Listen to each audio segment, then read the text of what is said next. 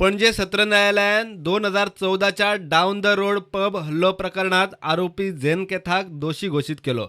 ताणें पिडितांचेर तलवारीन हल्लो केल्लो. कांय आर्ग्युमेंटा वेल्यान आरोपी झेनान पीडित राफाल आनी राजूचेर तलवारीन हल्लो केल्लो. Police had filed a charge sheet against Zain Almeida for assaulting two injured, that is Rafael and one Raju Sarin, near down the road pub on the Easter day in the year 2014. Today, Sessions Judge has passed order and he is convicted. Zain Almeida is convicted under Section 326 of IPC for assaulting with a dangerous weapon and causing grievous hurt to both the injured. And punishment under this section is up to life imprisonment or 10 years. प्रुडंटा खातीर senior reporter Mukesh Kumar आनी तुळशीदास च्यारी.